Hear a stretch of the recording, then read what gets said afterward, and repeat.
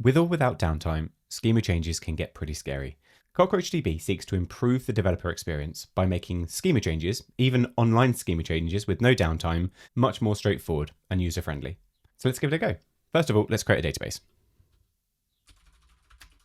Just for this, I'm going to use CockroachDemo.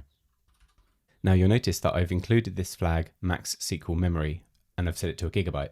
This is because when we do an online schema change, CockroachDB will duplicate the data in order to make the transition seamless. Let's run that. Now let's create a table called person and insert some data into it. For this, I'm going to use a tool called Benthos, a tool that I've used for a few years now.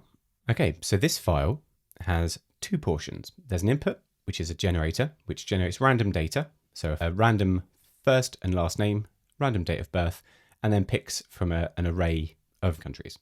It will insert 1,000,000 as fast as it can, and it will output to a Postgres driver, CockroachDB speaks Postgres, into the table person, into the columns full name, date of birth, and country, in batches of either 1,000 or over a period of 1 second, whichever comes first.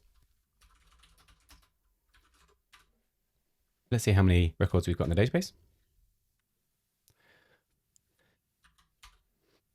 1,000,000. There we go. So we've got 1,000,000 people in the database. A random UUID, a random country, a full name, and a date of birth.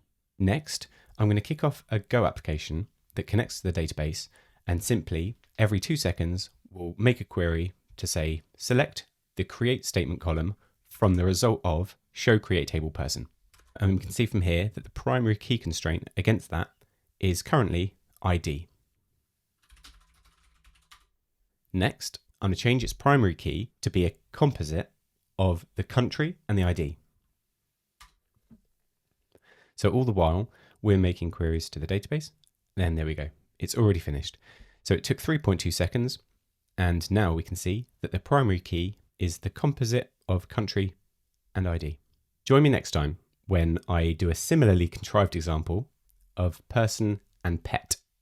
Pet will change when the person table does, and it will show you how to update foreign keys in the same way that we've done here, all online, no downtime.